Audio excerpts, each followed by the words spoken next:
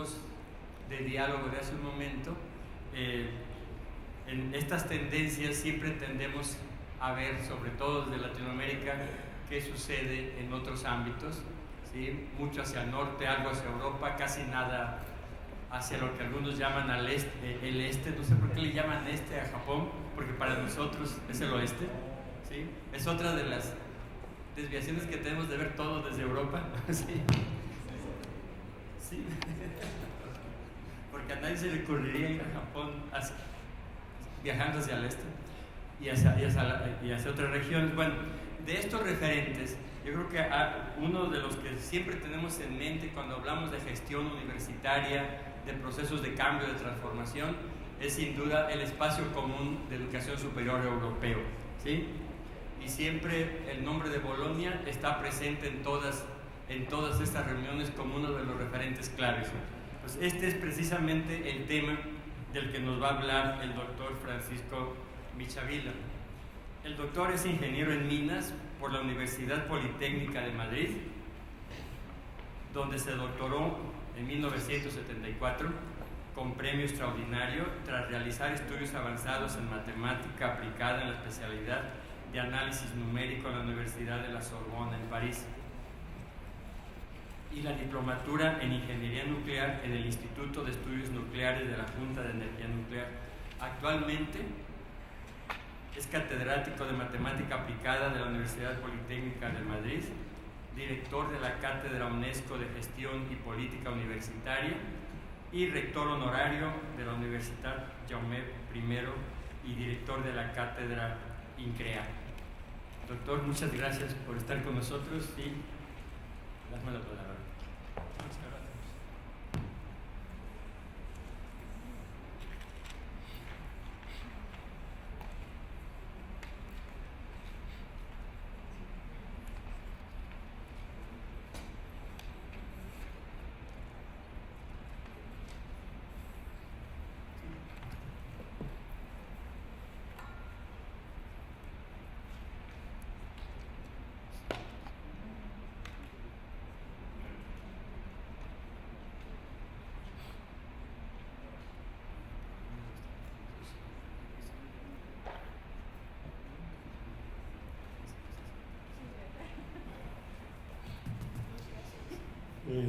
Buenas tardes, muchas gracias por la presentación y quiero decir ante todo que para mí es un honor estar hoy aquí con ustedes y que me dediquen un tiempo y además en esta hora, ¿no? Después de comer, que es especialmente difícil. Les tengo que decir que voy a coger el agua porque con el aire acondicionado, tengo que decir que tengo dos inconvenientes casi insalvables para no desmerecer demasiado, y es después de las dos maravillosas conferencias de esta mañana, pues yo creo que es muy difícil mantener el nivel, en primer lugar, y en segundo lugar, que después de la comida, con la música y eso, venir aquí y oír hablar de Bolonia, pues bueno, ¿qué le vamos a hacer? Así que no se preocupen. Tampoco me paseo por aquí para ver si alguno se queda dormido, ¿eh? No es esa la intención, y eso me recuerda a un dicho que seguramente algunos habrán oído de García Márquez, que decía que un día hablando las diferencias, que hablando después de comer decía: bien, los que no estén interesados con lo que voy a decir, les ruego que se vayan de la sala, lo único que les pido es que lo hagan despacio para no despertar a los que se han quedado, ¿no? Entonces, bueno, pues con eso y con las disculpas les voy a hablar un poquito de una pasión mía, lo cual no tiene gran valor, pero sí de algo que para nosotros es motivo de mucha ocupación, los profesionales de las universidades en Europa, y que puede ser motivo de comparación con lo que ustedes llevan entre manos cada día, y para que podamos discutir incluso en la sesión de trabajo de mañana. Me han dicho que esto hay una distancia, una cobertura pequeña, vamos a ver. No, pero está bien. Miren, yo les quiero hacer un planteamiento con una primera parte más referida a cómo han ido las cosas, a situarlo en el tiempo y la cronología, los diferentes pasos, las diferentes etapas que se han dado para construir este puzzle, eso lo haré de una forma rápida, porque lo que me interesa es, ahí pone como el punto 4, entrar en profundidad en algo que les pueda ser, si acaso, más interesante, que es los logros del proceso europeo y los fracasos y las frustraciones que ha habido en todo este proceso, y analizarlo desde mi óptica, aunque intentaré dejar, salvo alguno, mis opiniones personales más al margen. Y luego, a partir de ahí, cuáles son las conclusiones, es decir, hacia dónde se puede ir cuando se pone en marcha un proceso de estos, o hacia dónde se puede ir allí y se puede extrapolar en otros sitios. Bueno, pues con este plan y una intervención de como máximo 55 minutos, yo pediría a nuestro ilustre moderador que a los 55 minutos 50 me lo recuerde, si no he acabado antes, pues voy a empezar. Miren, el tema, déjenme empezar por un poco de historia. La historia en Europa,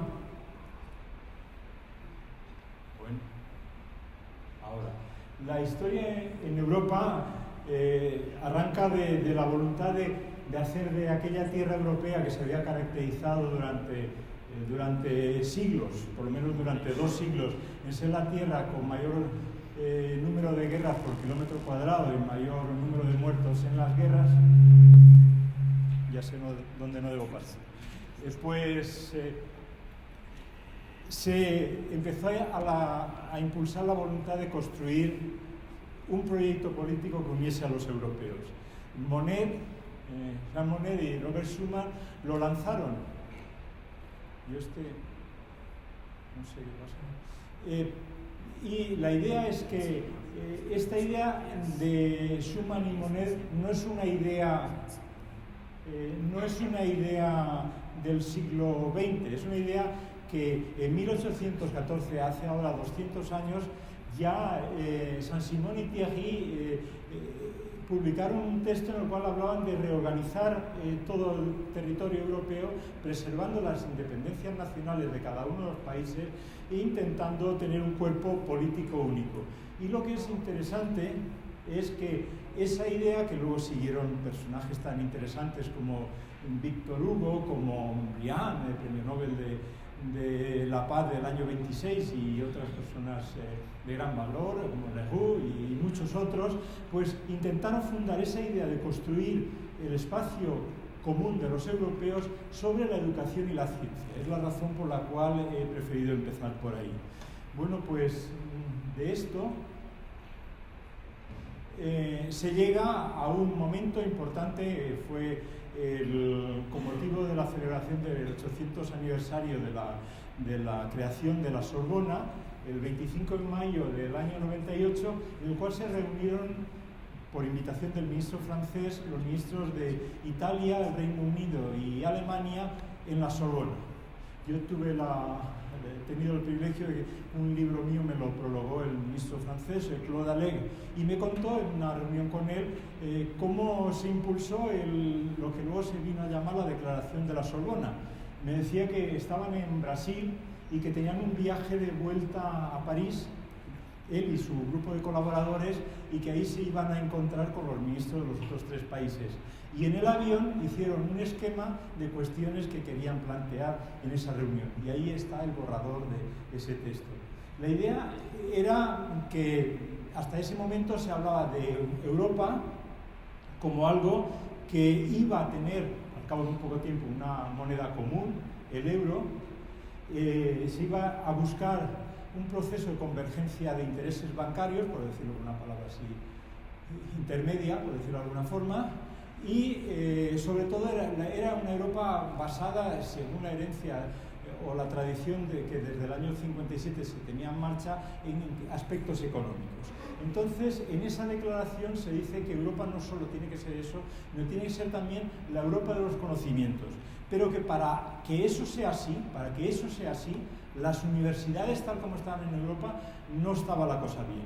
Había que hacer algo nuevo, diferente y vigoroso. Había que cambiar la situación en la que se encontraba y en particular resolver los problemas. Esto además arrancaba con un asunto, me gustaría ir hacia allá, pero tengo miedo que va a pasar por ahí, voy a intentarlo otra vez. Algo que era interesante, como ustedes conocen, hasta los años 60 las universidades europeas eran Bien.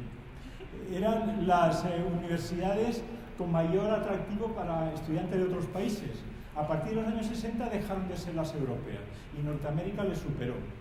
Incluso en finales del siglo XX ya la diferencia estaba en 600 y pico mil frente a unos 500.000 al año de uno respecto a otro. Una diferencia sustancial. Y sobre todo con un atractivo muy fuerte de los países asiáticos, Japón, Corea del Sur, China, etc. Bien, esto luego en una declaración posterior, no sé si es que esto no tiene. En el comunicado de Praga se recuerda esta lección. Hacer algo respecto a la educación superior en Europa había tenido precedentes. Yo solo quiero citar uno porque creo que merece que se diga. Cambiar la educación en Europa significaba traer esa universidad alejada, como supongo que a muchos les puede resultar también una idea clara y entendible, traerla más cerca a los ciudadanos, más cerca a los problemas y más cerca, por lo tanto, de la capacidad de creación de riqueza, de competitividad, etc. Y aquí hay que citar como precedente, y por eso lo hago, los trabajos de Jacques Delors. Jacques Delors, que esta mañana, sin citar su nombre, de forma implícita, se hablaba de una de las cuestiones. En un libro blanco de la Comisión Europea, precisamente habla de que es necesario reformar la educación en Europa para darle un carácter más práctico. 3 años después de ese libro blanco, publica el famosísimo libro La educación encierra un tesoro, en el cual habla de los 4 pilares de la educación, que no es que sea dirigido a la educación universitaria, pero sí que incluye a la educación universitaria. Es la educación tradicional, aprender a conocer, es decir, la acumulación de conocimientos por la memoria, la aplicación de los conocimientos, las ideas que ya estaban también en otro texto anterior de Delors, aprender a hacer, pero también aprender a vivir juntos y aprender a ser. Los valores ciudadanos que yo luego les voy a exponer en la construcción del proyecto europeo. Bien, entonces en todo este asunto y con estos precedentes llegamos al planteamiento de eso que se decía en la declaración de la Sorbona de la Europa de los conocimientos. La Europa de los conocimientos tiene varias dimensiones. Yo quiero citar aquí 3 porque considero que son las principales. Uno es el impulso político que en el encuentro en Lisboa del año 2000 de la Presidencia de la Unión, en el comunicado final se recoge de una forma muy clara en el aspecto económico. Otro era esa construcción del espacio europeo de educación superior que se hablaba, y el otro es el espacio europeo de la investigación. Las 3 son las dimensiones sobre las cuales se pretendía construir la Europa de los conocimientos. Había una razón muy objetiva, más allá de las ideas estas de la pérdida de atractivo de las universidades, estaba también el atraso o la diferencia negativa respecto a la situación norteamericana. Hay un informe de la Asociación Europea de Cámaras de Comercio en el cual habla de un retraso de más de 20 años al respecto. Bien, con todas estas ideas lo que se pretendía en definitiva era darle un gran protagonismo a la universidad en la transformación, es decir, a la transformación de Europa, hacer de la universidad, situarla en el centro del escenario social. En la declaración de Lisboa, lo que se decía en una declaración muy bonita, y yo creo que en aquel momento ya era poco creíble, y menos después, si uno echa las cuentas de forma fría, pues puede darle la razón, que decía que por la capacidad del mercado europeo y demás asuntos podía ser la primera economía del mundo. La realidad sabíamos que en aquel momento no era posible, pero así se dice en la declaración de Lisboa. Pero hay un dato, que por eso lo pongo ahí y que merece la pena destacarse, que dice que para convertirse en la primera economía del mundo, aunque sea una utopía, pero para convertirse en la primera economía del mundo, lo que en Lisboa se dice es que tiene que basarse en el conocimiento, tiene que basarse en las universidades. Este es el valor sustancial. Y que las universidades son la llave del tesoro para ese avance que se pretendía. El segundo de los aspectos se refiere a la declaración de la Sorbona del 98, donde lo que se pretende es favorecer la movilidad de los estudiantes. Se llega a sugerir en el documento que todos pasen al menos un semestre fuera de su universidad. Y además de eso, lo que se pretende es acabar con las fronteras de los estados a la hora de construir la Universidad Europea. Y con todo esto llegamos al 19 de junio del 99, en el cual 29 países europeos suscriben la Declaración de Bolonia. Hay 30 firmas porque Bélgica firmó 2 veces. En clave europea siempre se gasta la broma de, claro, es que son belgas. Pero eran las 2 comunidades, la flamenca y la valona, que cada uno firmaron por su parte. Pero ahí se establecen las 6 líneas principales que voy a analizar en los siguientes minutos. En primer lugar, se pretende en la Declaración de Bolonia adoptar un sistema de títulos que sea comprensible y comparable. También que estos estén estructurados de forma común en todos los países en 2 niveles, cosa que no ocurría antes. Llamaríamos luego grado y máster. Establecer un sistema de medición del trabajo del estudiante mediante los créditos, un sistema de créditos. Introducir un sistema de medida de la calidad de los estudios. Claro, si se quieren comparar es necesario garantizar la calidad.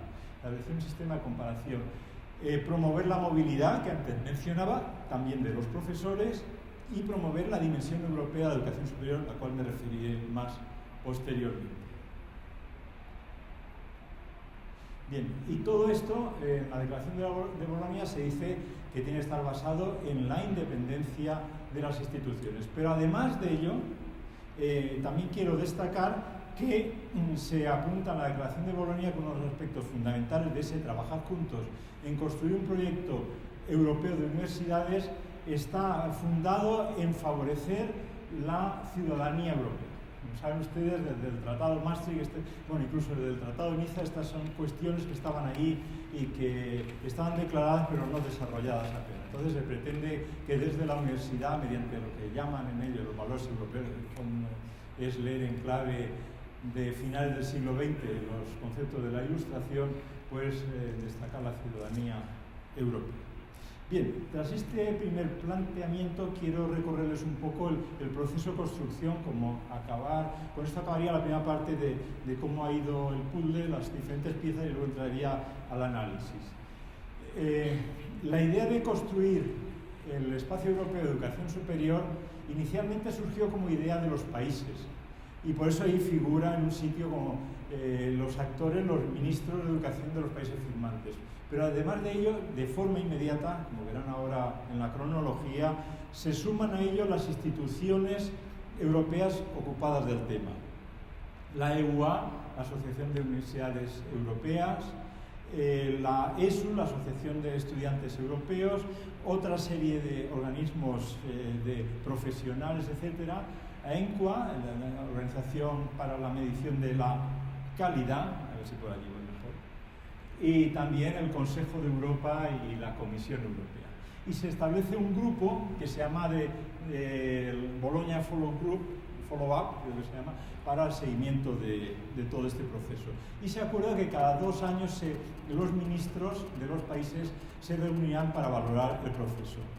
En cada una de esas reuniones se establece un comunicado. Voy a destacarles una idea de cada uno de esos comunicados. Al cabo de 2 años del 99 es el 2001. En 2001 en Praga se establecen las primeras indicaciones al respecto. De Praga cabe destacar que recuerda que uno de los objetivos principales es la movilidad, favorecer la movilidad. Pero además en Praga se da un salto importante, y es que hasta ese momento se ha hablado de los gobiernos. Dice, no, los gobiernos no son suficientes, no deben ser los que hagan desde arriba, llamémosle entre comillas, la tarea, y le marcan las universidades, sería una contradicción con la autonomía universitaria. Es en los gobiernos, tienen que ser las diferentes instituciones, y también hacen participar a los colectivos de estudiantes.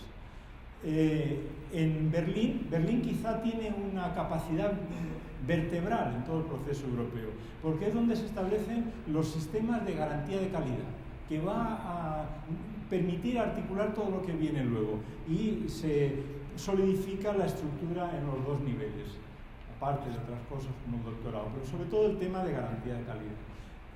2 años después, en Bergen, surge otra de las piezas, estoy dando piezas del puzzle, surge el tema de la movilidad y al mismo tiempo se desarrollan una serie de cuestiones derivadas de la calidad puesta sobre la mesa en Berlín y asimismo se empiezan a elaborar los marcos nacionales de cualificaciones, de competencias.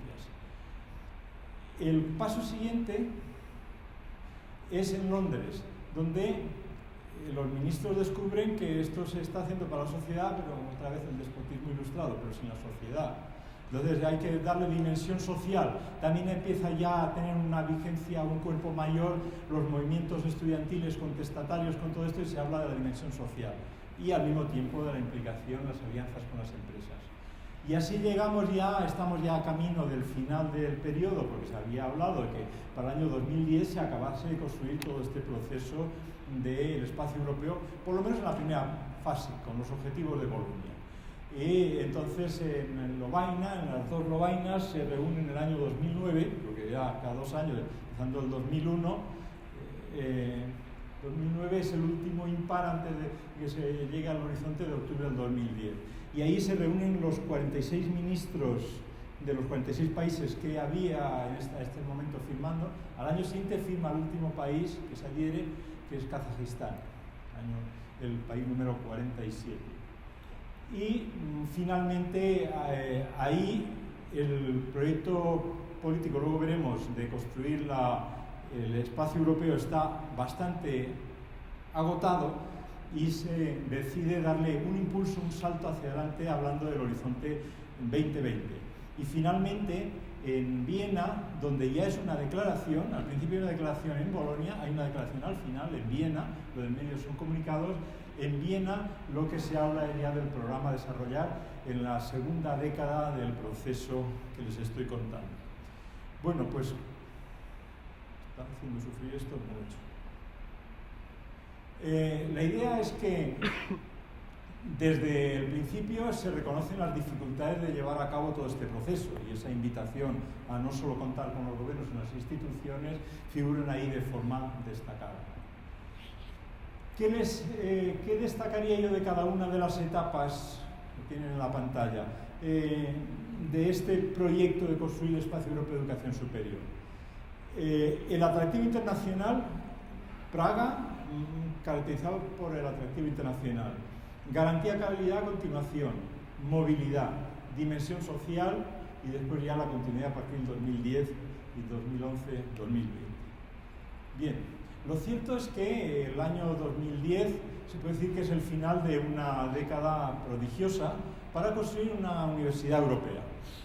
Una universidad europea que pasaba en primer lugar por la armonización en el sentido francés de la palabra o convergencia en el sentido sajón de la palabra de construir un sistema común de educación superior para los europeos en colaboración con el espacio europeo de educación superior. Y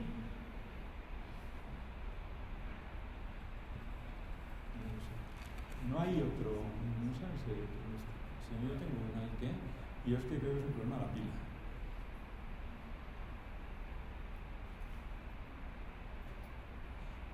Características de la Europa de los conocimientos. En primer lugar, la empleabilidad. Se incorpora como un valor sustancial a la hora de elaboración de las ofertas de los estudios, la empleabilidad. Esto va a generar una convulsión fuerte en Europa porque muchos empiezan a hablar de la mercantilización de la universidad,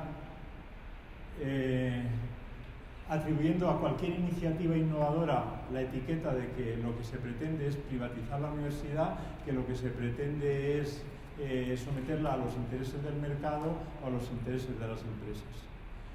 Y por otra parte, el papel de motor de toda la transformación del sistema productivo, uno de los motores en la universidad, junto con la implantación de un sistema de garantía de calidad y la internacionalización. Esas serían las características principales de la Europa de los conocimientos.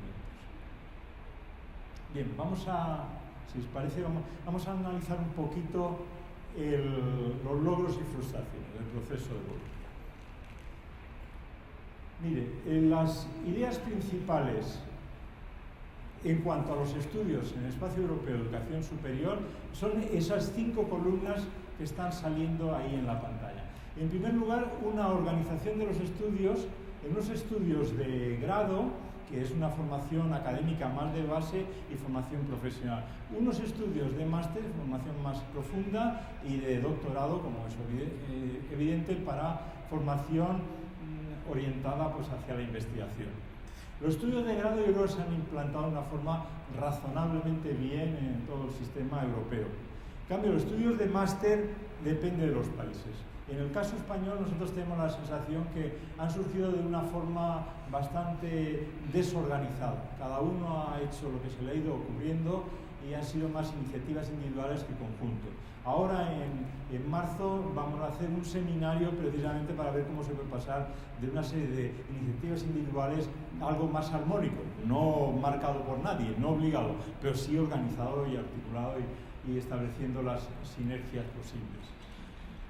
El segundo aspecto importante es introducir un sistema de medición no del trabajo del profesor, como era lo que teníamos habitualmente en nuestros sistemas educativos universitarios, sino el trabajo del estudiante. Incluso el número de horas de un crédito es diferente en uno y en el otro. El primero le dan 10 y el otro suele ser 25.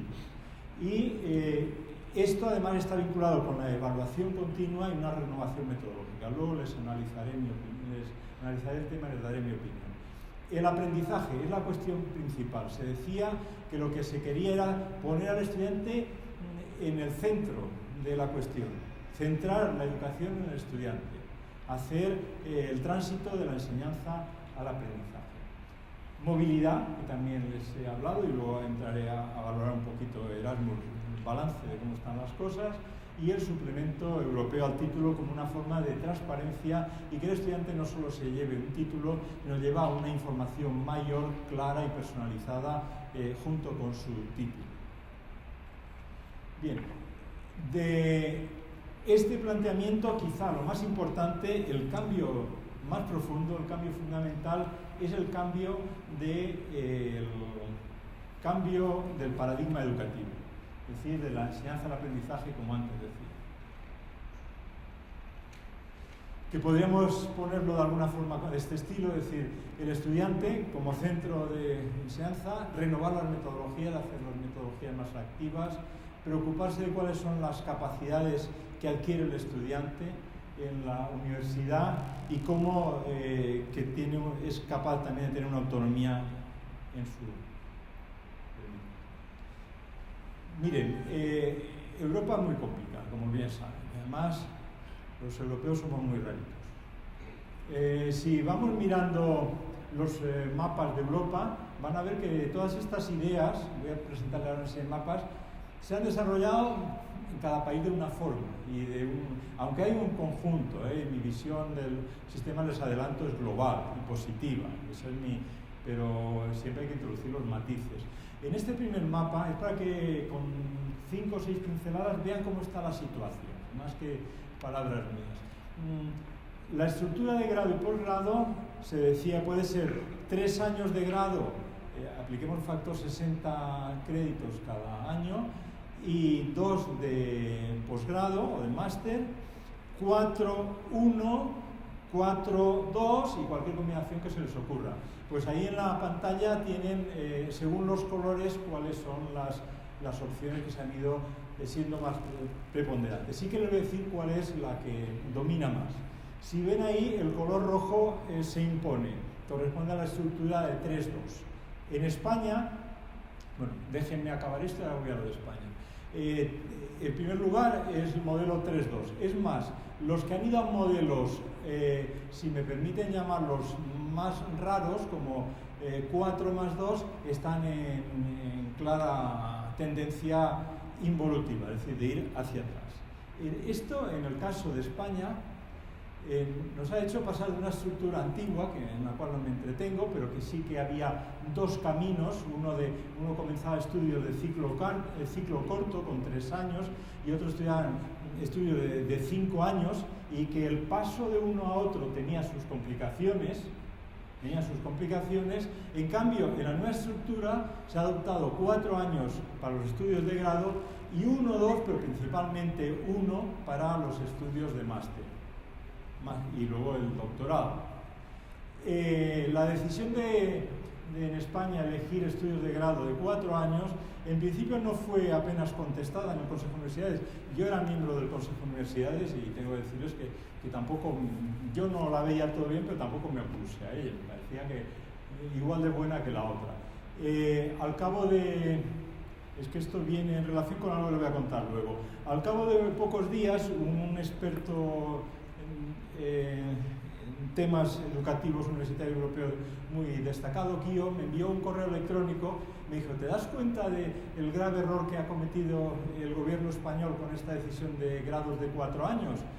Dice, va a debilitar los másters y España no será nada en el panorama europeo, si es que deba ser algo España, porque va a tener muy poca capacidad los másters, con máster reducido principalmente a 1 año.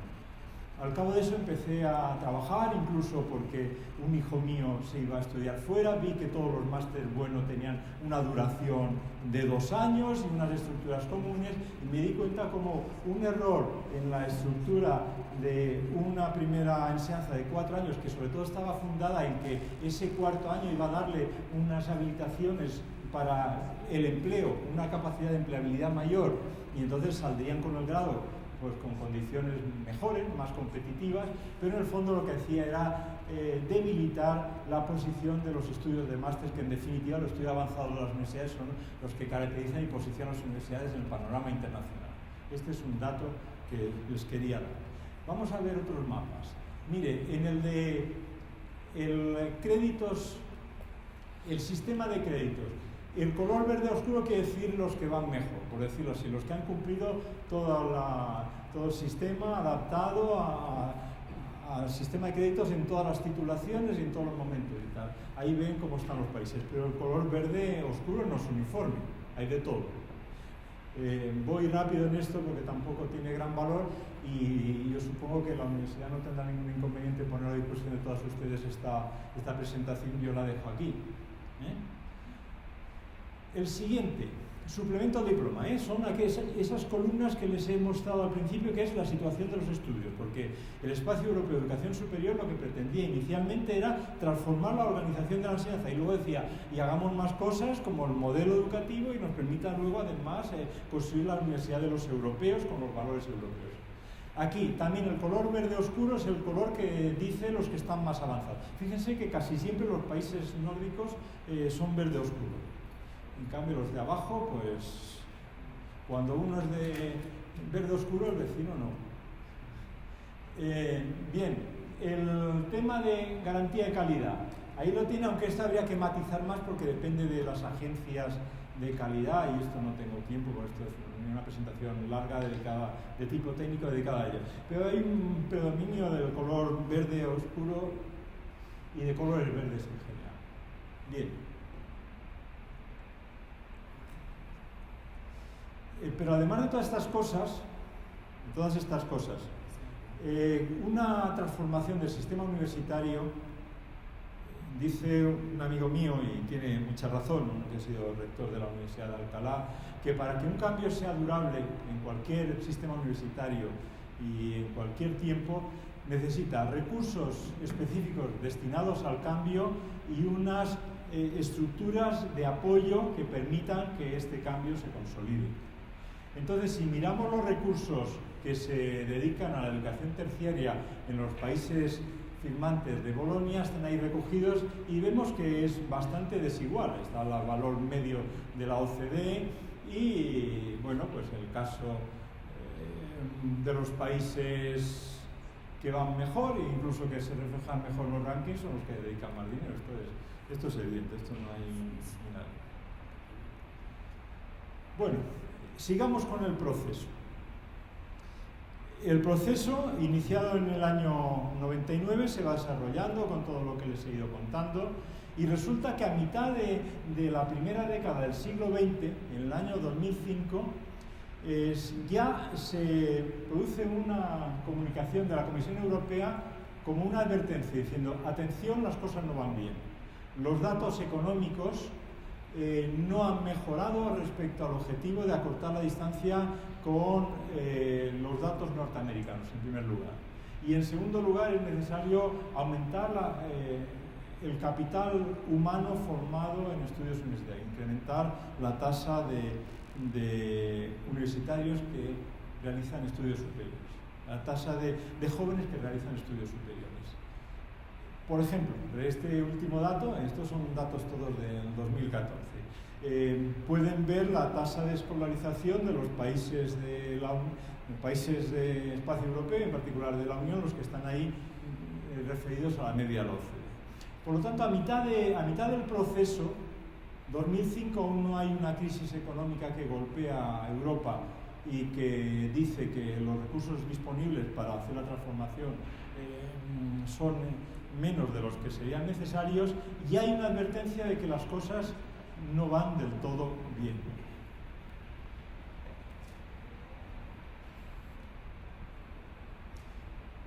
Es más, de ese tiempo ya se apuntan una serie de cuestiones sobre las cuales habría que trabajar y que yo creo que son extrapolables a cualquier país del mundo, para mejorar el avance de la universidad en esa línea. En primer lugar, incrementar el número de graduados en áreas científicas en un 15%. Este es un problema general que tenemos en Europa, en particular en España. Hay un exceso de titulados, de graduados en el ámbito de ciencias sociales y un déficit en ciencia experimental. Se ha crecido en tecnología, pero en ciencia experimental aún es muy escaso. Y yo me acuerdo cuando yo era rector que se constituyó el grupo de universidades que se llamaba Barcelona, de universidades jóvenes europeas, las que tenían pues 20, 25 años, 10, 15 o las más recientes, y nos reunimos, como dice el nombre, en Barcelona, ese grupo. Entonces vino la comisaria europea a presidir aquella reunión y nos advirtió que para el año 2025, a mí me parece una exageración y parece que el tiempo está dando la razón, en Europa tendríamos un déficit del 40% en gente formada en ciencia básica, ciencia experimental y ciencia y tecnología. Otro asunto que se apuntaba y en el cual había que avanzar era reducir el fracaso escolar. El 12% es el dato del año 2013.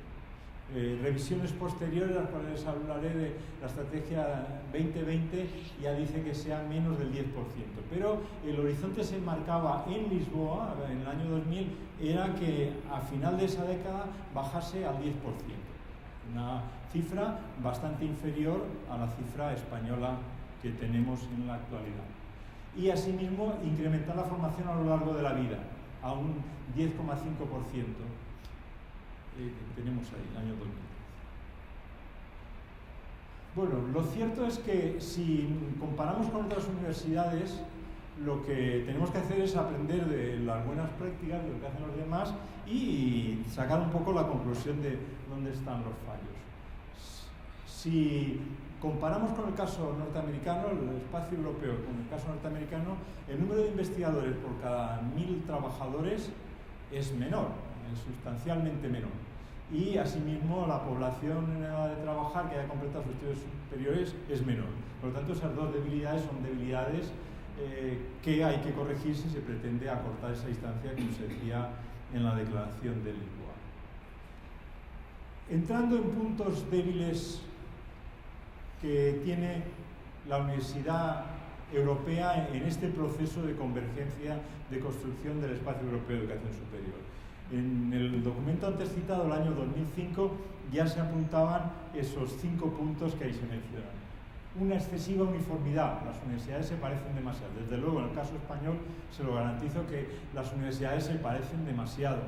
No hay demasiadas universidades en España, como se demuestra efectuando los cálculos. Lo que sí que hay es demasiado parecido entre ellas. Hay una excesiva fragmentación del conocimiento. Los de un campo de conocimiento y otro apenas se relacionan. Es decir, hay muy poca interdisciplinariedad, hay un aislamiento.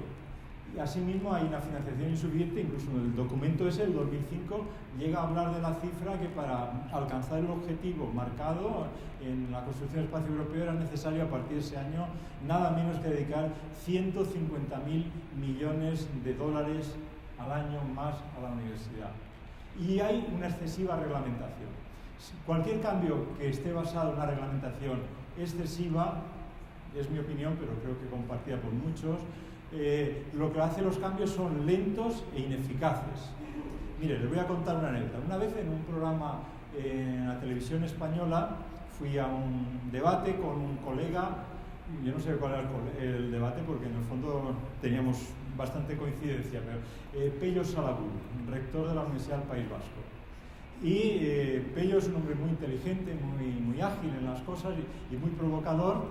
El que moderaba aquel debate era José María Calleja. Pues Pello dijo una frase respecto a la excesiva reglamentación que hay en España en las universidades.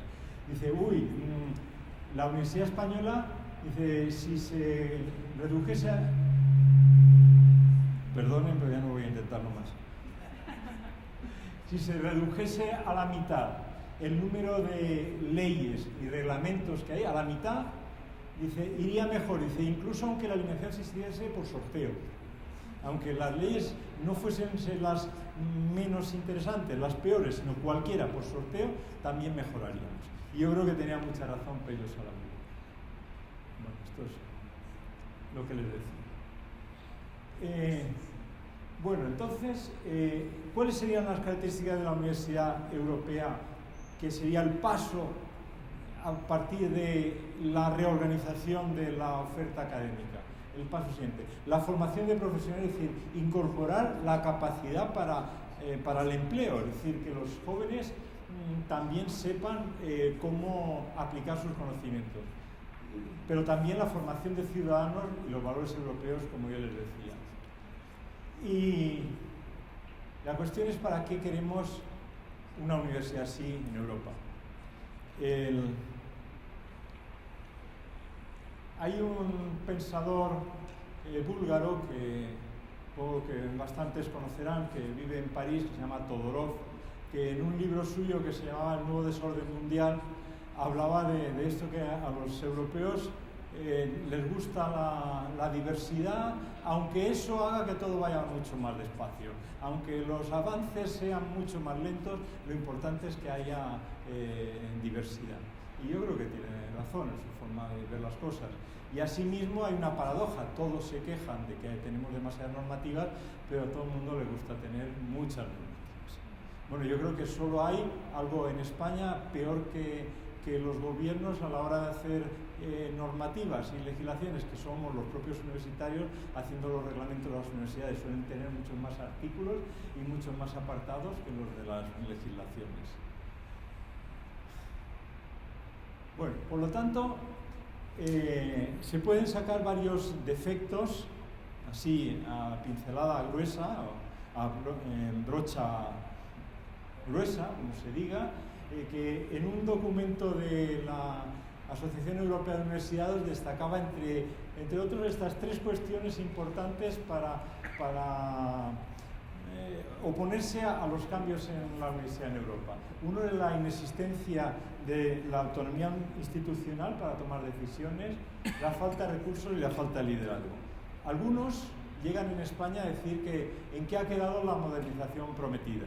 Porque dice, tenemos menos recursos, tenemos menos espíritu de competitividad. Y yo creo que si lo planteamos así, desde luego yo lo comparto. Ahora, si hay que hacer balance, mi balance es positivo. Este hijo mío que les hablaba a ustedes vive en Holanda. Y Holanda tiene los Países Bajos, para decirlo bien, tiene un sistema universitario que yo creo que es el mejor que tenemos en Europa. Porque un sistema universitario, utilizando los rankings, se puede medir, las universidades de los países, utilizando Shanghái o tal, lo puedes medir de dos formas. Una es situando una o dos universidades en las mejores posiciones posibles. Por ejemplo, el gobierno francés actual toma la decisión de invertir en los polos de excelencia para situar un número mayor de universidades entre las 100 primeras. Otra opción diferente es que el mayor porcentaje posible de universidades de un país estén situadas, por ejemplo, entre las 200 primeras. En el caso de los Países Bajos, de las 12 universidades públicas que hay, 11 están situadas delante de la primera española. Las 200 primeras. Eso demuestra la posición de un sistema. En cambio, la primera del País Bajo está la número 63, no es que sea la tercera.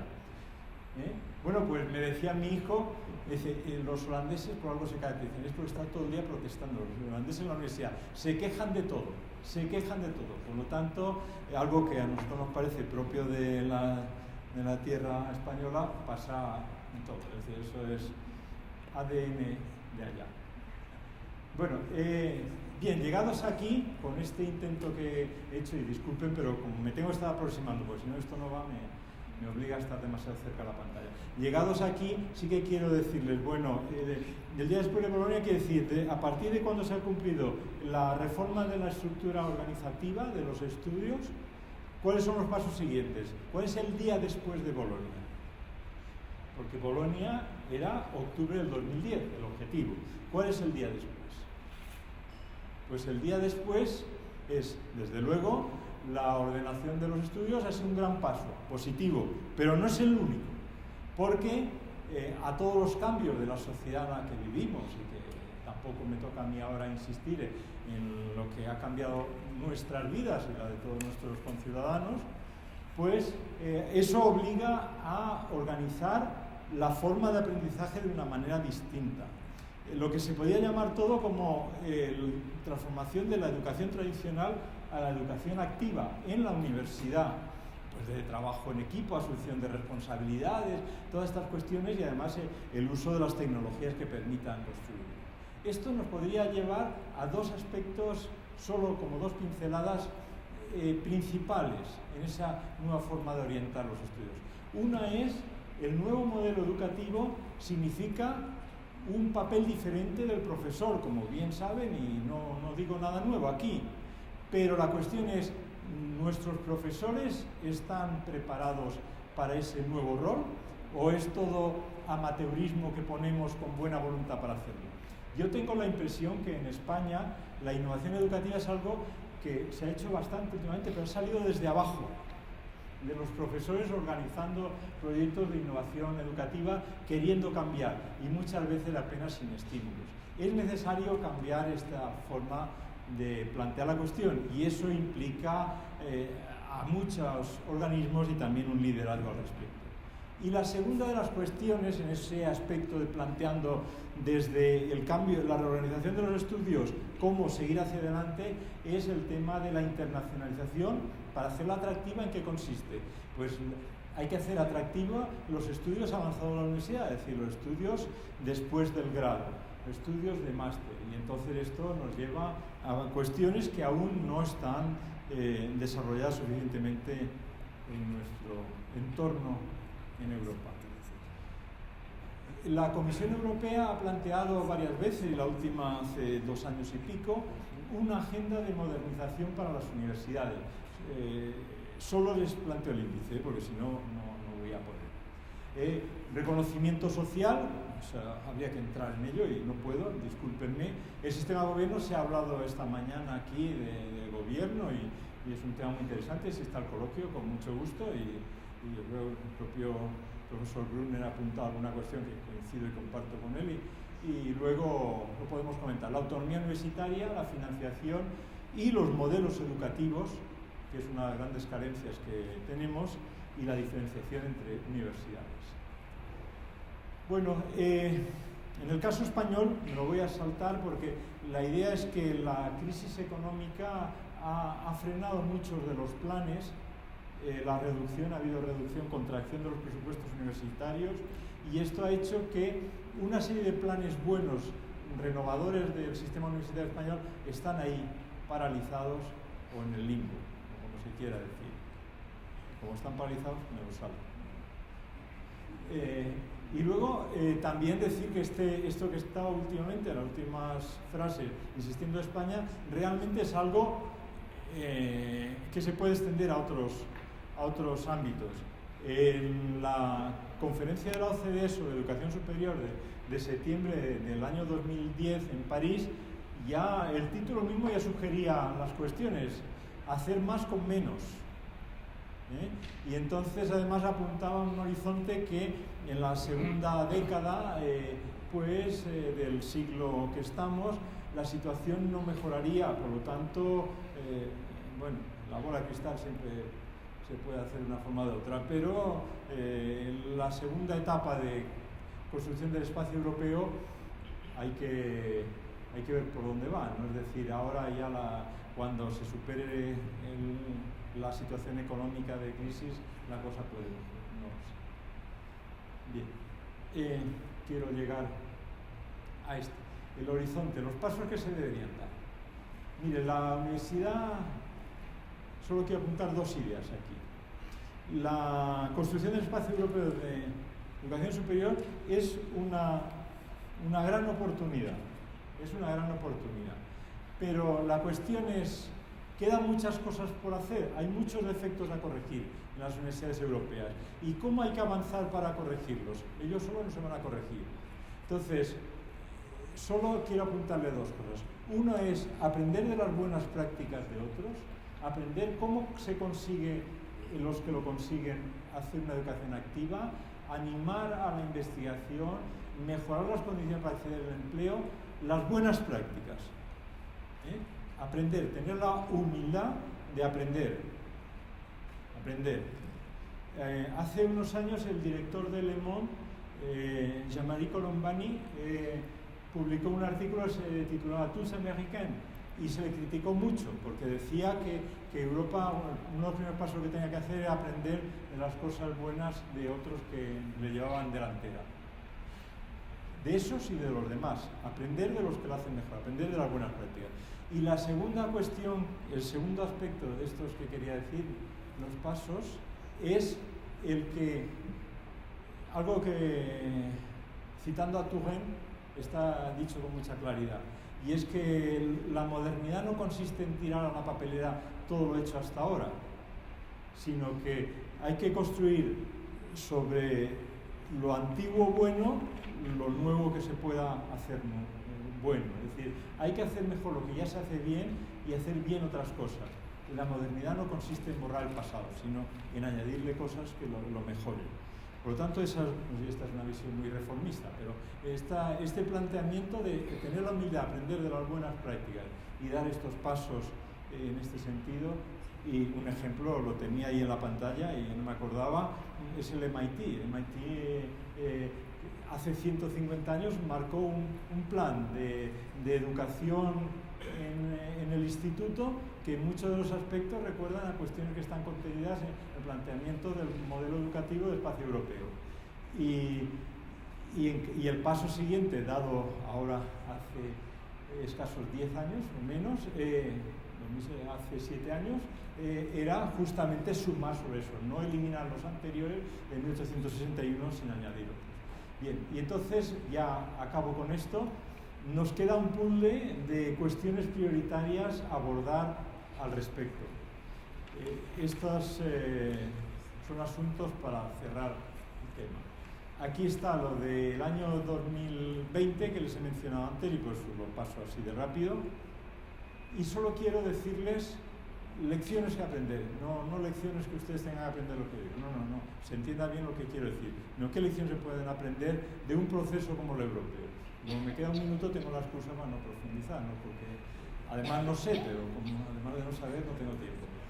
Miren, la primera es que hay una serie de estrategias, yo mañana les quiero proponer en el trabajo alguna cosa de estas, por eso lo dejo aquí en la transición a lo que mañana haremos. Hay una serie de estrategias que se han puesto en marcha en Europa para avanzar con el estilo europeo. El estilo europeo se caracteriza porque siempre se han dado 2 pasos adelante y 1 hacia atrás. Lo que pasa es que el paso hacia atrás de ahora es un paso larguísimo hacia atrás, en que llevamos, pero nunca se ha sido constante yendo hacia adelante. Pero hay estas estrategias que se han ido planteando. Mañana lo retomaré de aquí para comentar el planteamiento. Luego hay una serie de actuaciones prioritarias de mejora, como esas que están ahí. Y finalmente, esto es lo último, hay unos instrumentos para hacer los cambios. Por lo tanto, estrategias, actuaciones prioritarias e instrumentos. Estas son cosas, esto es una especie de resumen de cosas que he ido diciendo antes, de ideas que he ido diciendo antes. Entonces, yo creo que estas cuestiones las podríamos retomar mañana, si les parece, y hasta aquí es donde llega el planteamiento. Muchas gracias.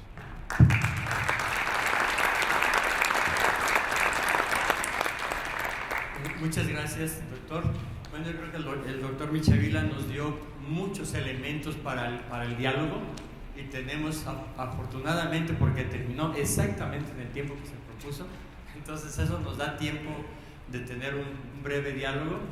¿Sí? Sí. Quien guste hacer alguna pregunta, propuesta,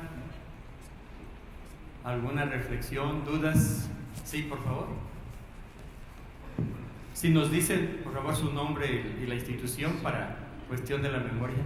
Sí, Salomón Amquie de Universia. Doctor Michavila, una pregunta. ¿Qué tanto debemos poner el peso de este tipo de transformaciones en la universidad en sí misma y qué tanto en los gobiernos? Porque queda claro en la presentación que esto fue un impulso que complementó movimientos económicos y políticos en Europa. Sin embargo, Latinoamérica está en un momento muy distinto. ¿Podríamos pensar que se podría hacer una transformación similar, la creación de un espacio iberoamericano o latinoamericano de conocimiento partiendo desde abajo, o sea, de la universidad hacia la política pública?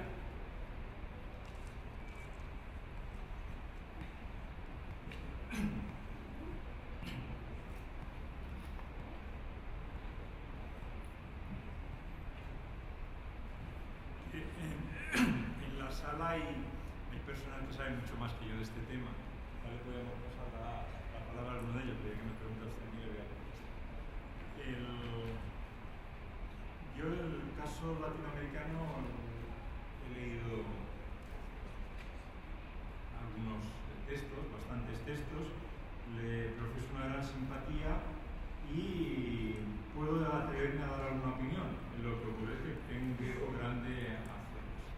Entonces, si parto de una serie de diferencias del caso americano respecto latinoamericano, respecto al europeo, el planteamiento que haría sería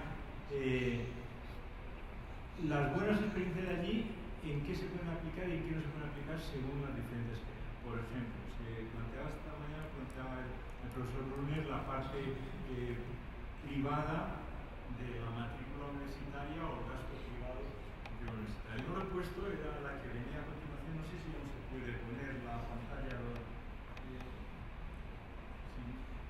Se ve la situación de los países europeos como una diferencia. ¿Cómo marca que el peso privado sea mayor? ¿Cómo marca a que se pueda poner en marcha esto desde las instituciones? ¿En qué lo diferencia? Digo como una pincelada de una cuestión. Pienso que lo marca. No me atrevo a decir cómo ni cuáles deberían ser las políticas a hacer.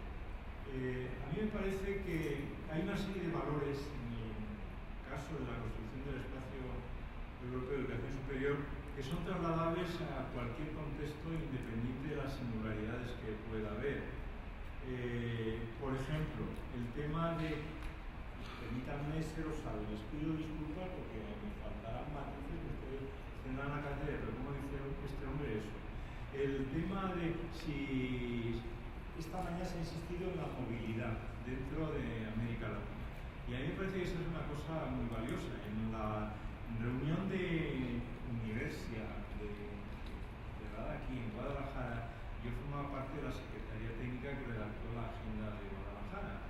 Entonces esa parte intervine bastante en la redacción de favorecer la movilidad dentro de la región. A mí me parece que ese tema es muy importante.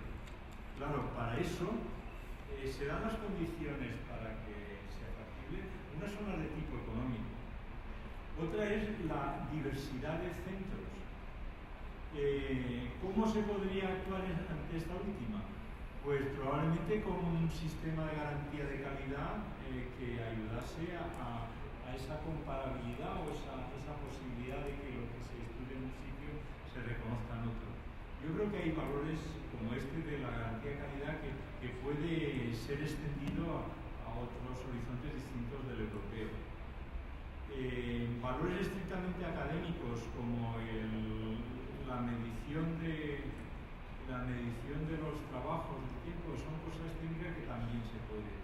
Otro asunto importante es el tema de los modelos educativos de las instituciones y el sistema de aprendizaje. El tema está en... Yo creo que eso al final se ha generalizado en todos sitios. En el caso español, los modelos educativos cuesta mucho extenderlos de unos a los demás. Entonces yo no me atrevo a decir que en otros países sea más fácil hacerlo. Yo sé que lo que contesto no les puedo satisfacer. Muchas gracias. ¿Alguna otra cuestión, otra pregunta? Sí, por favor.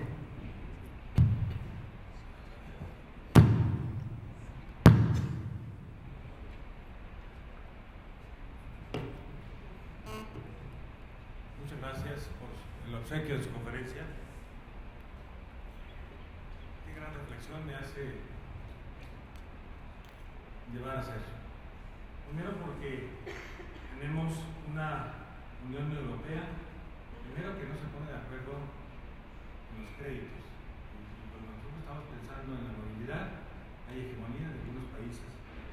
Luego tenemos grandes universidades que se prestan de ser como las inglesas, de tener el mejor programa, y entonces no hacen caso de lo que está haciendo en Europa. Y luego tenemos un problema en América, y lo que mencionaba atinadamente, la movilidad en América pudiera ser más factible por un factor todavía más subyacente, que es el idioma. Nos permite, y la afinidad ideológica en todas las Américas. ¿Cómo hacer para disminuir el fracaso escolar? Me refiero a lo que usted mencionaba, disminuir un 12% a los jóvenes de 18 a 24 años y bajarlo a 10.5%, cuando en nuestros países tenemos un índice de deserción que viene desde la educación media. Luego, quienes egresan de la educación media tienen un bajo perfil que pudiera ser aprovechable en una educación superior, y entonces nos pone en una ventaja descompetitiva en el momento de ir a una movilidad. ¿Cuál es su opinión al respecto? Sí, el tema que usted plantea, el principal, este último, estoy de acuerdo, el tema del idioma, los créditos yo creo que es una cosa técnica, que es simplemente ajustarlo de unos y otros. No le veo ahí gran problema, aunque haya universidades que quieran ir por su cuenta, al final eso no es difícil de resolver. En cambio, voy a la cuestión que me interesa mucho y le agradezco la pregunta del tema de dimensión del fracaso escolar, del abandono. Ese tema, digo, me interesa mucho además porque en el caso español la cifra de abandono es más del doble de la media de la Unión Europea. Por lo tanto, tenemos una buena experiencia mala, es decir, tenemos un buen recorrido de mala experiencia al respecto. Mire, yo creo que el abandono de los jóvenes o el fracaso escolar, hay factores de fuera, como puede ser un abandono de los estudios, porque las condiciones económicas familiares o personales le hacen abandonar. Pero dejando al lado eso, en el cual la institución, el país sí que tiene responsabilidad en eso, pero la institución universitaria no, sí que hay otros aspectos en los cuales la institución universitaria puede hacer más, en mi opinión. Mire, en el caso español, y le vendré a mi caso de aquí, cualquier otro caso, existía una clara costumbre que el estudiante era una persona que entraba, empezaba a cursar sus estudios, iba a las aulas, se examinaba y luego acababa los estudios y daba un diploma y no se volvía a ocupar de él. Lo que pasase entre aula y aula, entre clase y clase, tampoco importaba. Eso no era problema de la universidad. Y eso es un gran error. La universidad es responsable de todo el proceso formativo que no se acaba con las horas de las clases. O sea, que todo lo que es el acompañamiento del estudiante, primero la acogida, la orientación del estudiante. Muchas veces el fracaso es que se van fuera, otras veces el fracaso es que quieren estudiar otra cosa.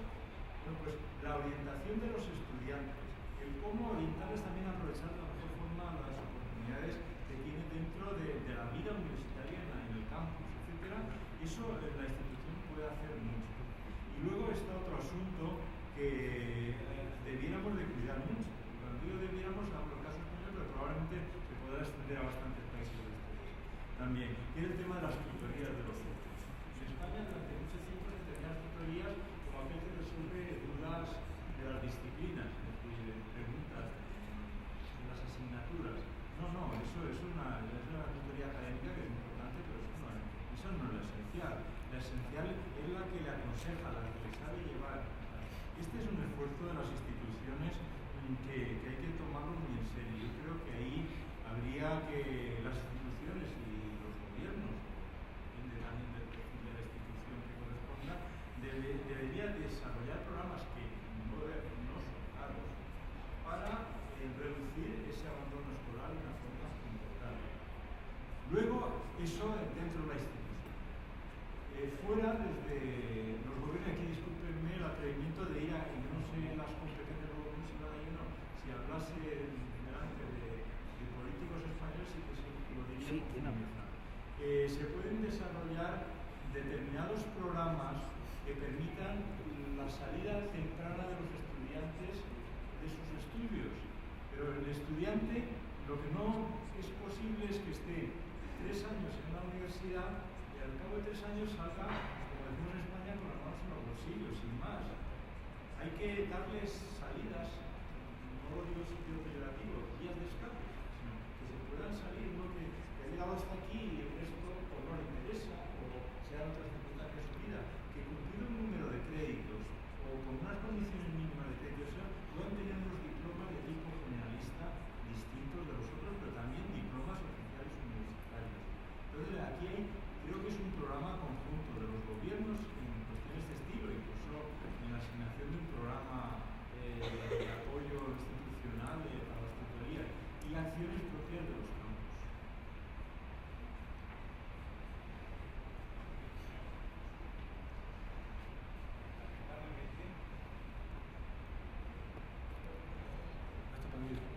Lamentablemente no hay legisladores mexicanos que deben estar escuchando para propiciar esta parte de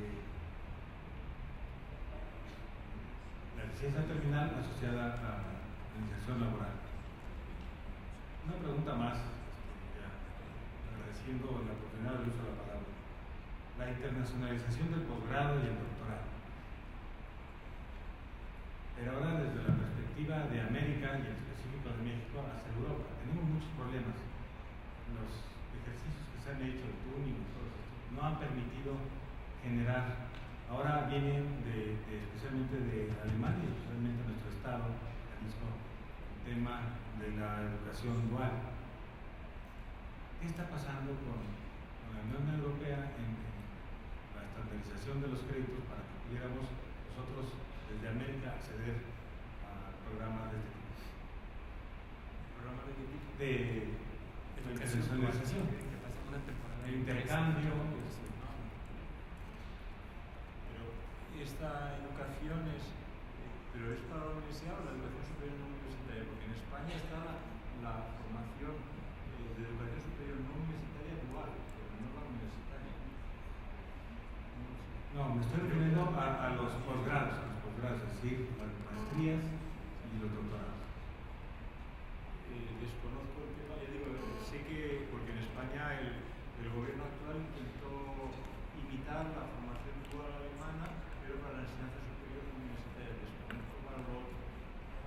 Y luego, en cuanto a, no el caso alemán, sino quitar el caso español, en este mes de diciembre mi cátedra saca un trabajo sobre internacionalización para la acogida de estudiantes de otros países a España y sentido también de salida, donde se analizan todas las dificultades que se han planteado. Se ha hecho una encuesta a varios miles de estudiantes en los dos sentidos, que han salido para que hayan venido allí, cuáles son los problemas que encuentran si usted quiere iniciar escuela de internacionalización, no dual, Sí, por favor. Gracias. Yo quiero comentar que cuando Por favor, su nombre y la institución, Okay. para cuestión de la memoria, que quede mejor registrada. Muy bien, gracias. Mi nombre es Yolanda Gayol y vengo de Fielding Graduate University, Santa Bárbara, California, aunque como es una institución de educación a distancia, vivo en Washington. Quiero comentar que cuando se habla de educación superior, se entiende por default que es educación presencial, si acaso con aula enriquecida con tecnologías.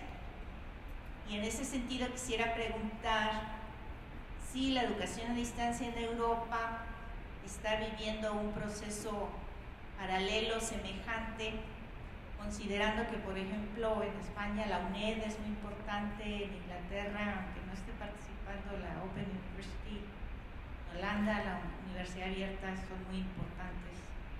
Entonces, ¿cómo está participando las instituciones de educación a distancia dentro de este proceso de Bolonia?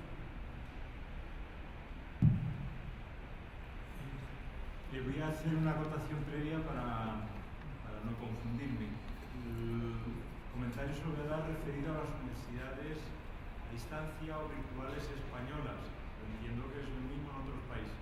No sé, el caso de la Universidad de Países Bajos, no lo sé. Pero es igual. El tema del proceso que conducía a la reordenación de los títulos con la estructura, la duración, etcétera, no hay distinción entre la universidad a distancia o presencial o la universidad virtual. No hay ninguna distancia. Es más, en España la evolución no es en España, en otros países europeos, pero volviendo a lo que me resulta más próximo, hay muchas titulaciones donde una parte es presencial y otra parte es virtual. Eso no afecta a los planteamientos que he dicho. Más allá de la cuestión del aprendizaje, que claro, la componente virtual es diferente. Nosotros desde la Cátedra UNESCO que dirijo hemos puesto en marcha un observatorio de empleo y empleabilidad universitarios en colaboración con la Conferencia de Rectores de las Universidades Españolas y con la Caixa. Al fin y al cabo es fundamental porque poner los recursos para que esto vaya. Y entonces tenemos un sistema en red en toda España con núcleos. Y uno de los núcleos es el de las universidades virtuales a distancia, vamos, llamamos virtuales, universidades online. Y está funcionando con los mismos criterios. Sí que hay un foro, lo digo por si a usted le interesa, igual que le decía antes a su compañero, la disponibilidad, pues si a usted le interesa dirigirse a mi cátedra, le pondríamos en contacto con este núcleo que llamamos CRAE, cada uno de nuestros centros de recogida y análisis de la información. Y ahí hay un foro para estudio de problemas singulares de aprendizaje en el nuevo momento para las universidades online. Sí, por favor. Héctor Fraire, del Tecnológico de Ciudad Madero. ¿Podría comentarnos acerca de cuáles considera los principales obstáculos que las universidades españolas han encontrado tratando de posicionarse en los rankings internacionales?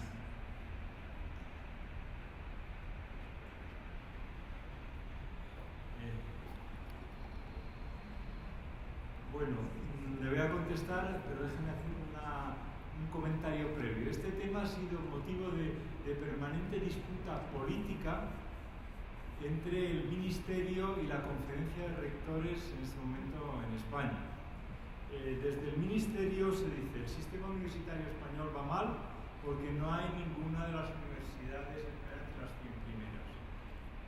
Y le achacan desde el Ministerio la responsabilidad a las universidades, entendiendo el Ministerio como núcleo que articula a su vez a través de la asignación de los fondos para la elaboración de los presupuestos de las comunidades autónomas, y de ahí se deriva la partida presupuestaria en cada uno de ellos asignado a las universidades correspondientes. Entonces parece como si desde el gobierno el fallo es de las universidades. Dicho este comentario,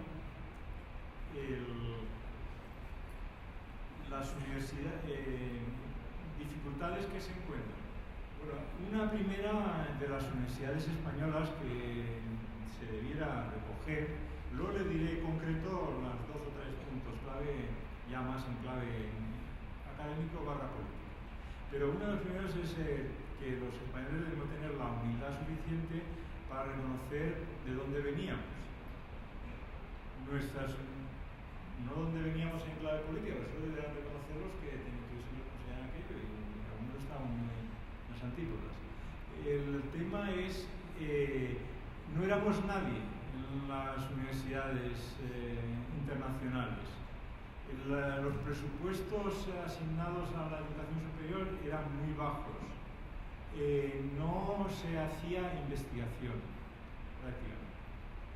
Hace un año aproximadamente hicimos nosotros el análisis, lo que se llama la Universidad Española en cifras, y lo puede usted encontrar en la red, el análisis que se veía situación de la Universidad Española con todos los datos que pueden ser tenidos en cuenta de cara a la medición en los rankings habituales Shanghai Times, especialmente, aparte de los otros rankings que también están por ahí saliendo, por cierto, algunos bastante malos. Hay un ranking de la Comisión Europea que espero que cambie porque es muy penoso, acaba de salir. Pues lo digo porque la mayoría de las universidades no han contestado, las más destacadas, y entonces las que han contestado, que son muy raras, se sitúan en los primeros lugares del mundo. Si analizamos los datos de este documento, sobre dicho documento donde se pueden consultar, se ve que el progreso de la ciencia y la publicación científica española ha crecido mucho en los últimos años, ha avanzado mucho. En determinados campos, por ejemplo el ámbito de la ciencia experimental, especialmente de la física, ocupan posición ya entre las 10 primeras del mundo, las últimas de las 10, como sistema universitario, el octavo en algún lugar, el noveno, etc. Si se hacen clasificaciones por áreas, en economía también hay campos en los cuales la situación es buena. Por lo tanto, hay una posición de mejora. Dicho eso, no hay ninguna entre las 100 primeras. Si se valora el conjunto de las 500 primeras, la situación española está más razonablemente medida comparada con la renta per cápita y otros asuntos que hay propios de yo creo que la universidad en España tiene que mejorar, pero para mejorar hace falta varias cosas. En primer lugar, que los recursos destinados a las universidades españolas sean comparables con las que se dedican a otros países del entorno, en particular de la Unión Europea. No hablo de Estados Unidos o de Australia o Canadá. Si para comparar con esos países nosotros tendríamos que añadir aproximadamente casi el 50% de los presupuestos actuales en las universidades españolas. Y en cambio, al mismo tiempo que se han hecho declaraciones diciendo de los poderes políticos que las universidades españolas no están en lugares significados, se ha producido un recorte en estos últimos años de los presupuestos universitarios entre el 12 y el 14%, en los últimos 3-4 años, descontado este último.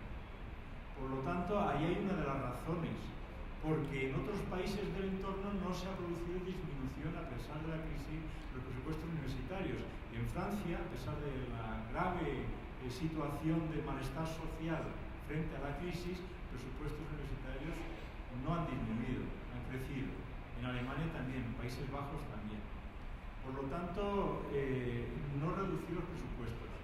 En segundo lugar, es el tema de España necesita el sistema universitario una política de profesorado mucho más ágil y más potente que la que está haciendo ahora, en particular para la contratación de profesorado.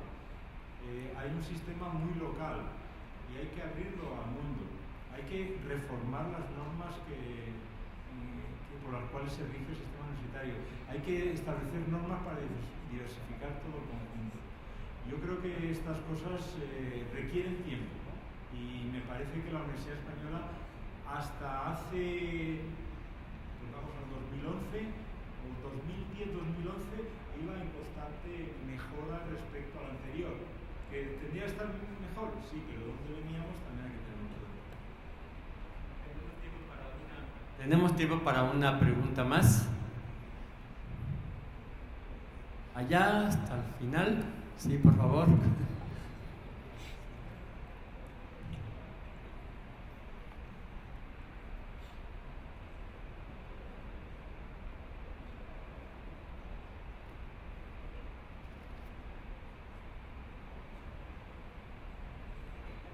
Sí, estamos esperando la pregunta, ¿o ya se arrepintió?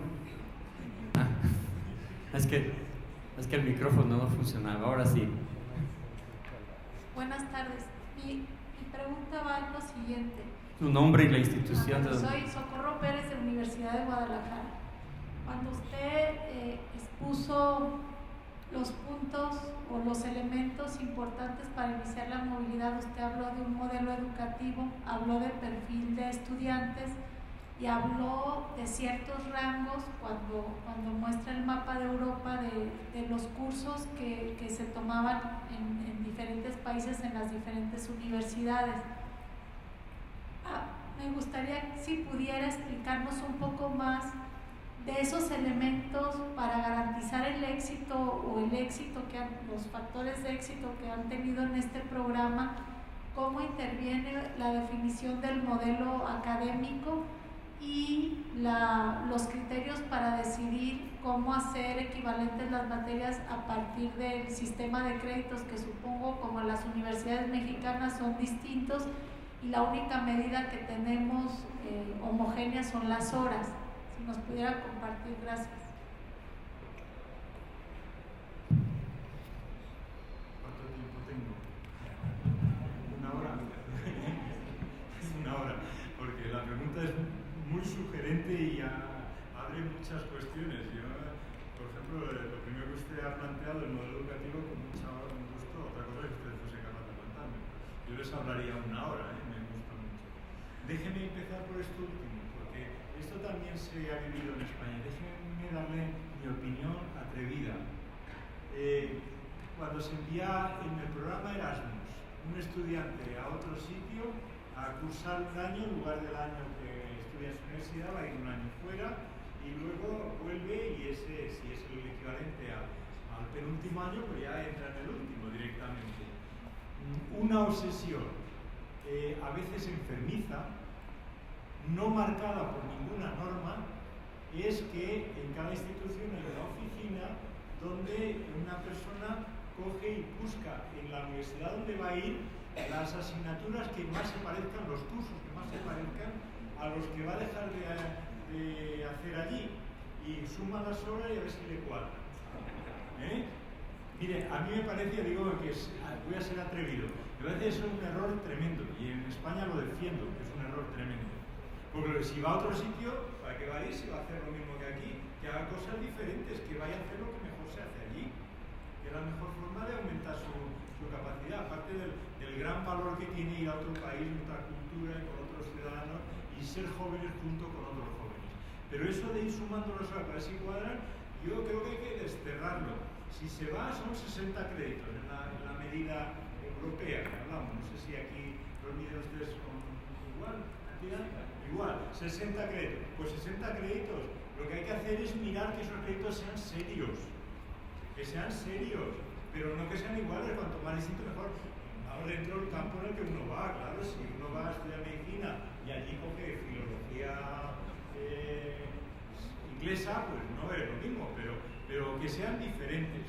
Uno va a estudiar energía, de aquí en un sitio estudia energías fósiles, por otro energía alternativa, o eficiencia energética, o economía de energía, cuestiones diferentes en ese sentido. Por lo tanto, yo creo que imaginación, porque a veces ahí domina el espíritu que yo acusaba, y yo también tengo mucha culpa en esto, en mi devenir normal, pero de intentar todo ponerlo en rutinas, en reglamentos. No, eso es diferente. Otra cuestión, el perfil de los estudiantes. No me resisto a contarles una anécdota. Mire, en España los cambios, todos estos cambios, se están haciendo sin que los estudiantes prácticamente opinen. Y hay estudiantes que sería mejor que cuanto más lejos estuviesen mejor. Y hay muchos estudiantes de muy buena fe. Lo que pasa es que la demagogia a veces conduce a estos estudiantes de muy buena fe pedirles que opinen sobre el valor de estudios avanzados, de tercer ciclo. Eso no. Hay que implicarles en la vida de la universidad, hay que implicarles en la calidad de los estudios, hay que implicarles en las metodologías educativas, hay que implicarles en el sistema de evaluación, pero no en lo que no saben. Porque si no, lo que ocurre es que los estudiantes al final acaban siendo pasivos. Y ese es el problema. Los estudiantes tienen que ser estudiantes activos. Le voy a decir una cosa, los estudiantes, en mi experiencia que tengo en España, es que son igual de buenos los nuestros, los míos, ahora les voy a contar una anécdota muy concreta, que los mejores de otros sitios. El primer doble diploma, antes de esta historia de Erasmus, por cierto, el primer programa Erasmus, el listado de estudiantes que había en toda Europa, era una hoja por las dos caras, y ahí venía el listado de todos los estudiantes de Erasmus en Europa. Yo tengo el orgullo que dos de esos estudiantes eran de mi escuela. Yo era en aquel momento director de la escuela de Minas. Bueno, pues eso era Erasmus, pero lo que voy a contar no es de Erasmus. Era el primer doble diploma que se hizo en Europa entre dos países, fue entre España y Francia, entre la Ingeniería de Minas de Madrid y la Ingeniería de Minas de París. La Escuela de Minas de París es una escuela de un grandísimo prestigio y muy de élite. Bueno, pues los estudiantes que intercambiamos para eso, se nos ocurrió una cosa tan sencilla como medir cuál era el rango de notas suyas que tenía en España antes de ir y cuál era el rango de notas que tenía en otro sitio. La misma, parece que era, no sé, entre el 15% de nota y el 25% de nota, la misma. Por lo tanto, la materia gris era válida a tope. Es decir, a lo mejor el fallo que podía haber en el sistema no era de ellos, sino a lo mejor nuestro. Y el último comentario y termino. Ese que decía que necesitaba una hora, pero no va a ser una hora, sino un minuto. Creo que una de las cuestiones fundamentales de calidad de la educación en las universidades es que dispongan de un modelo educativo. Un modelo educativo que a la hora de entrar un estudiante por la puerta de la universidad, la puerta de la universidad se llama la página web, vea lo que se le ofrece. Si usted viene a estudiar aquí, esto es lo que va a estudiar. Y para esto le ayudaremos a orientarle al principio. La acogida, el primer día de la universidad, le acompañaremos en cuanto a lo que necesite, le orientaremos en la vida, le buscaremos la residencia si hace falta, todo lo que sea. Este modelo educativo, que no solo es los programas, los estudios, el cambio, todo esto, por supuesto, la parte académica y otras, en lo que quería insistir en otras, ese es el contrato que tendría que haber entre el estudiante y la institución. Y eso es lo que prestigia a las buenas instituciones. Ustedes cogen buenas instituciones en Estados Unidos, verán que casi todas tienen un modelo educativo como forma de entrar en la universidad. Muchísimas gracias, doctor. Creo que fue muy ilustradora y muy significativa su conversación y el diálogo consecuente. Bueno, pues un aplauso.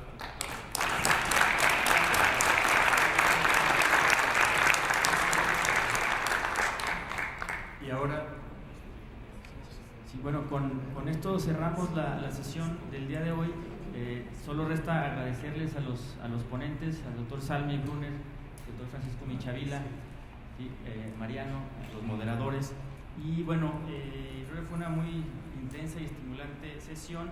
Agradecer también a todos los rectores, rectoras y representantes, especialistas que nos acompañaron. Y recordarles, bueno, que mañana iniciamos la sesión a las 9 de la mañana, ¿sí? Con la conferencia del doctor Dusul. RASAC. Tendremos también conferencia del doctor Francisco Marmolejo del Banco Mundial, la doctora Jocelyn Casel, y por ahí un par de paneles de rectores. La sesión va a estar también muy interesante. Esperamos su asistencia entonces el día de mañana a las 9. Y bueno, la FIL todavía tiene un par de horas de actividades. Entonces, ese es un buen punto. Entonces, ojalá puedan tener un rato si es que todavía queda algo de energía. Muchas gracias y hasta mañana.